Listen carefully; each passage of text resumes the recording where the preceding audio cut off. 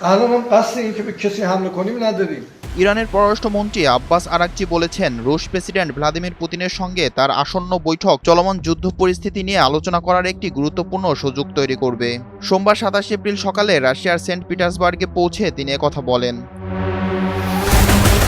রাশিয়ায় পৌঁছানোর পর ইরানি গণমাধ্যমকে আরাকচি জানান, আঞ্চলিক ও আন্তর্জাতিক ইস্যুতে তেহরান ও মস্কোর মধ্যে ঘনিষ্ঠ পরামর্শ অব্যাহত রাখার লক্ষ্যেই তিনি এই সফরে এসেছেন। اینا با قلدری میخوان حقوق یک ملتی رو یک جامعه رو ندن. আরাকচি বলেন, আজকের বৈঠকে যুদ্ধের সাম্প্রতিক অগ্রগতি নিয়ে আলোচনা এবং সর্বশেষ পরিস্থিতি পর্যালোচনার জন্য একটি ভালো সুযোগ তৈরি হবে। ইরানের পররাষ্ট্রমন্ত্রী আরও বলেন, এই বিষয়ে দুই দেশের মধ্যে পরামর্শ ও সমন্বয় অত্যন্ত গুরুত্বপূর্ণ হবে বলে আমি বিশ্বাস করি। বর্তমান ভূরাজনৈতিক পরিস্থিতিতে ইরান ও রাশিয়ার ঘনিষ্ঠ যোগাযোগ আন্তর্জাতিক অঙ্গনে বিশেষ গুরুত্ব বহন করছে বলে ধারণা করা হচ্ছে।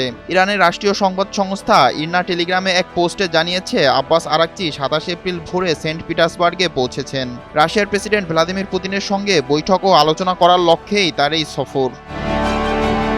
বিপ্লব শেখ, এনটিভি অনলাইন।